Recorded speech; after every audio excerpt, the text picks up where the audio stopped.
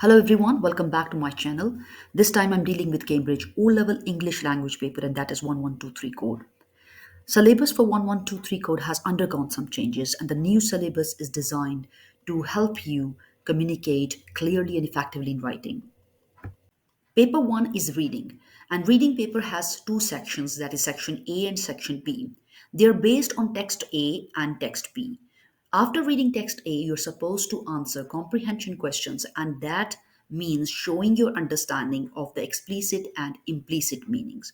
Whereas use of language means showing your understanding of how the writer achieves some effects.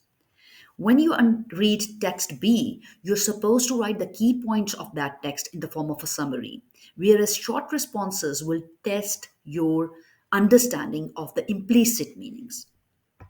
Let me show you what is given in the comprehension part, which carries 16 marks. One thing you must be familiar with, that there are command words which are repeatedly used in the exams.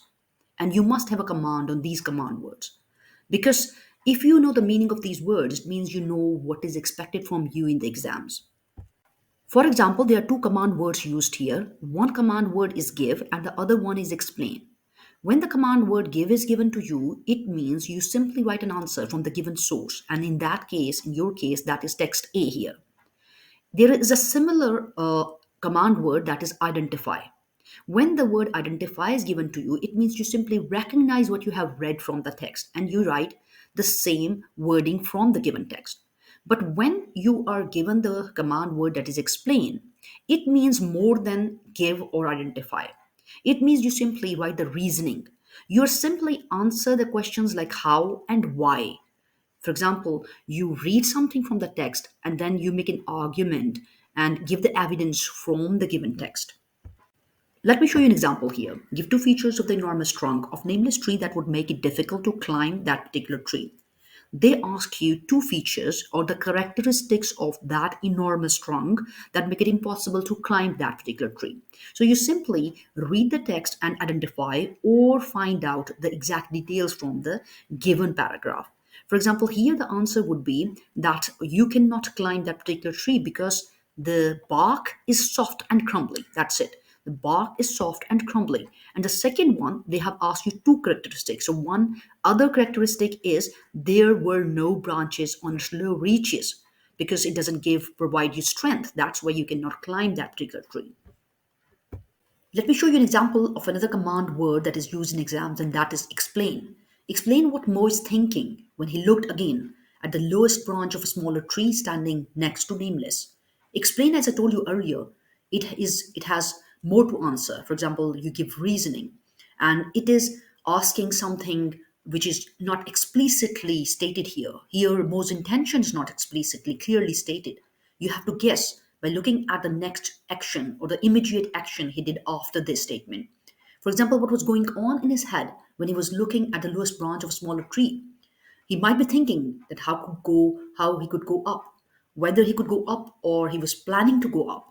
So you only answer by reading the next statement, that what might be going on in his head at that time. After attempting comprehension part, that is of 16 marks, you're given a question on use of language, which carries 9 marks. Use of language means you have to demonstrate your understanding of how the writer has used language to create some specific effect. Let me show you some examples for the use of language. Before starting this question, you must have an understanding that nothing is explicitly shown to you. Everything is implicit, and you have to read between the lines in order to understand the meaning. For example, this question, the first question, is of 1 mark only. And the examiner wants to test your understanding here by saying, what does the writer want to suggest to us about the situation at this point in the story?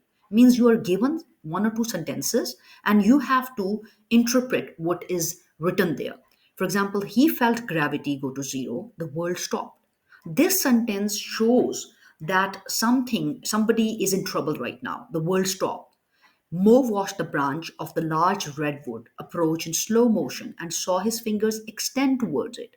It means he's trying to hold the branches. It means that he is risking or he has risked his life. It means he's in danger right now. Nothing is easy going for him right now. Similarly, there are questions which carry more than 1 mark. For example, the question given here carries 3 marks, where you have to identify one example from the given passage, and then you have to explain how the language has been used to create some specific effect in that paragraph. For example, in this question, identify one example. Let me read a few lines for you. It felt as if he was passing through a membrane and entering an other world. Remember, he was only climbing a tree. And here, the words are implicitly used, where you have to read between the lines. It felt as if he was passing through a membrane and entering another world. Suppose if I choose this phrase, word or phrase, entering another world, then I have to give the explanation for it. For example, entering another world means you are coming out of your known world. You are exploring another planet or another world that is unknown to you. And there the risk is a lot. Means you are entering into an unknown world where you are not familiar with the things. So definitely you are going to discover something new. It might be an adventure for you, or you might be scared going into that new world of yours. So you will write an explanation that what these three words entering another world means to you. Then comes section B or question 3, which is based on another text, and that is text B. After reading the text, you have to write a summary of not more than 150 words.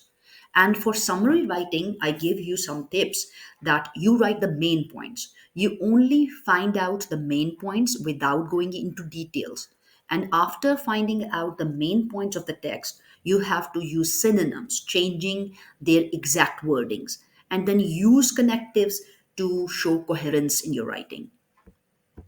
Then the second part of the summary writing, that is short responses, will again test your understanding of the implicit meaning. That's all for now. Keep watching my channel for a discussion on paper 2.